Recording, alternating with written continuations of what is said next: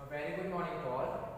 Today we will continue our second chapter, The Sound of Music, part second, The Sanai of Bismillah Khan. In this chapter, we will see about Bismillah Khan.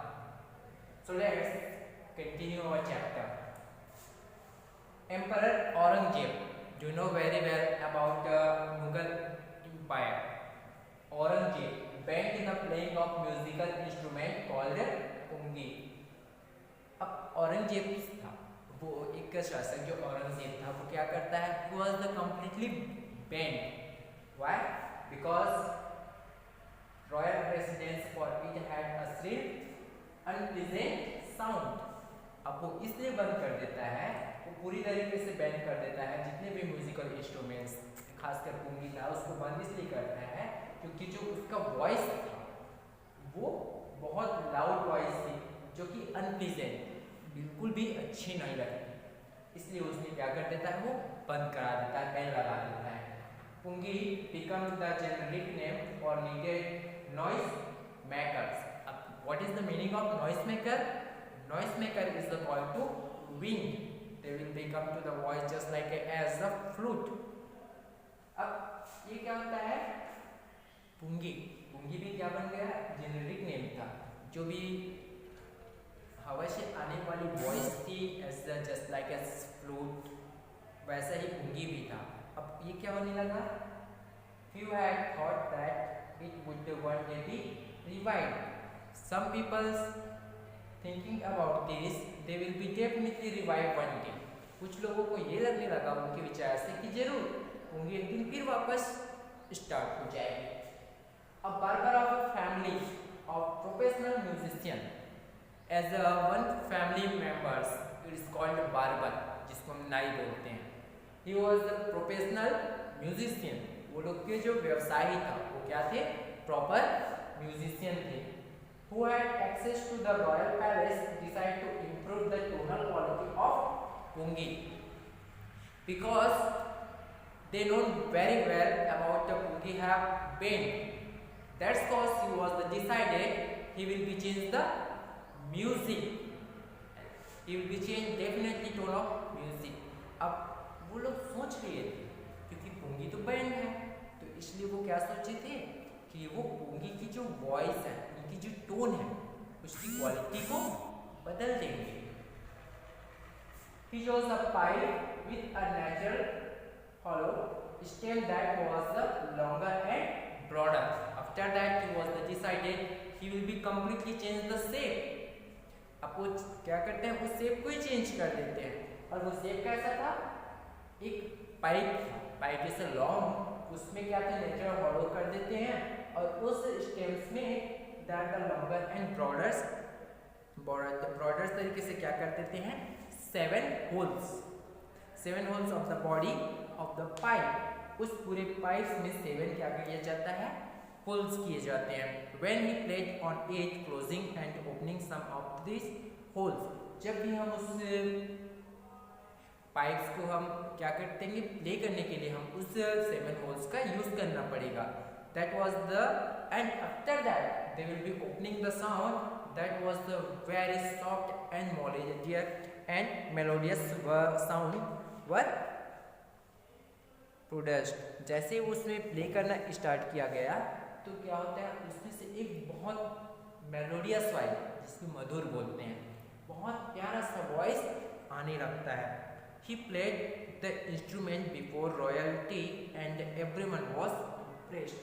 It was the first time when they was playing this instrument. That's cause the whole royal palace was impressed in this instrument.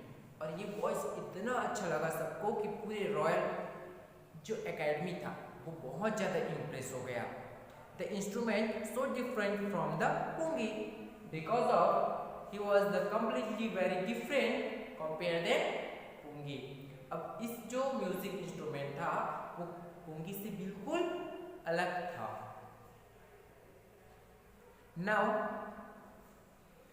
पुंगी had to given a new name as the story goes, since it is the first played in the Sas chambers and the played by Nai Barber. This instrument was named the Sahnai. After that, when there was the first times played in the Shah chambers, when they have given a new name, first time Kungi have went on that place, that's because he have changed the shape, changed the tone and changed the name also. And what was the giving the name? It's called Sehnai.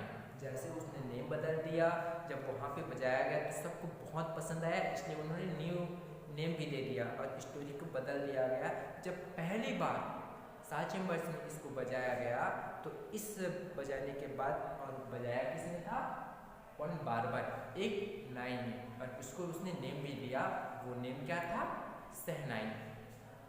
The sound of the Sehnai began to the considered auspicious, and after that Sehnai, in every auspicious situation they will be using the Sehnai.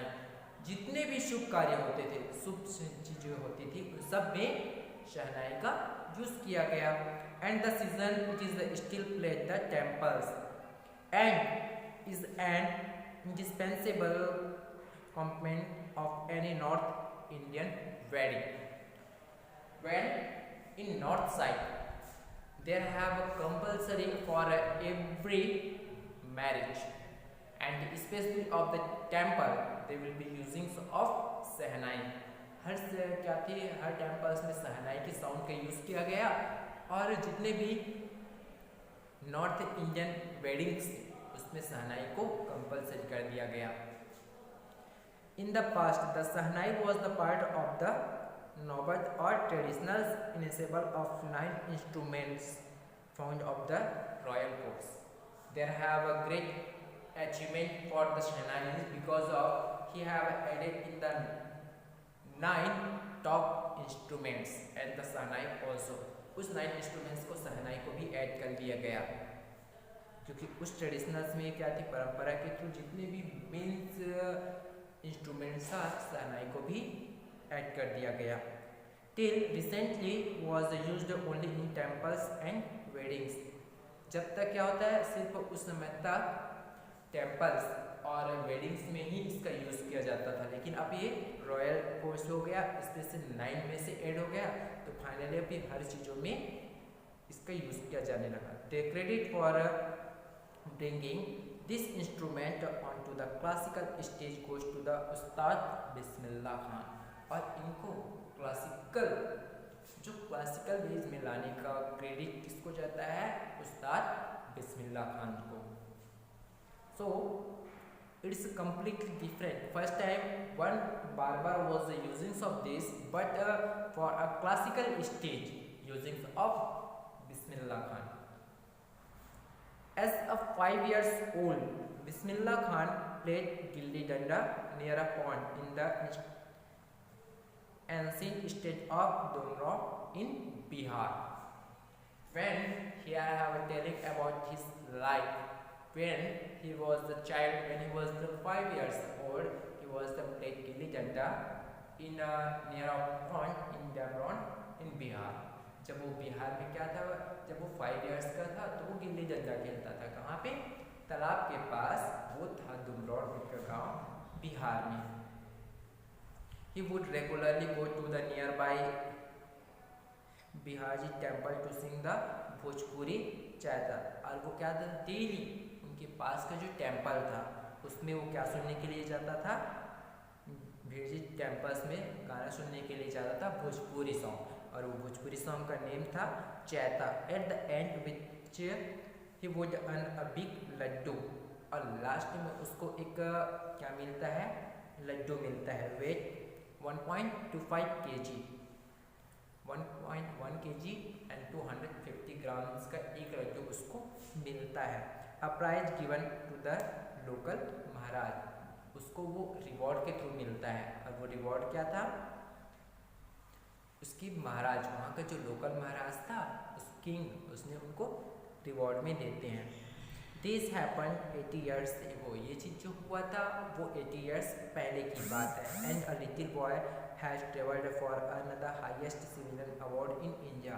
उसके बाद जो एक छोटा सा बच्चा वो क्या करता है, इंडिया का टॉप रिवॉर्ड्स में उसको हाईएस्ट सिविलियन रिवॉर्ड्स मिलता है, वो था भारत रत्न। किसको मिला? बिस्मिल्लाह खान को। बॉर्न ऑन 21 मार्च, याद रखना ये बॉर्न क्या है, 21 March 1916। Bismillah belongs to well known family of musician from Bihar. वो एक बहुत अच्छे फैमिली से जाने जाते हैं, कहाँ के? बिहार में। और उनकी पूरी फैमिली किससे थी? स्पेशली ऑफ म्यूजिशियन, पूरी फैमिली ही म्यूजिशियन थी। His grandfather Rasool Bakhsh Khan was the shehnai nawaz of the Bhojpur kings court. उनके जो फादर्स थे, ग्रैंडफादर्स थे रसूल बख्श खान, वो क्या थे? शहनाई, शहनाई बजाते थे। कहाँ पे? भोजपुर किंग्स के कोर्ट में। His father Paigambar Bakhsh and other paternal youngsters were also great Sehnai players. उसके fathers as the other family members they all were very great player of Sehnai. जितने भी वहाँ के फैमिली के लोग थे सब बहुत फेमस पर्सन थे, स्पेशली फॉर Sehnai.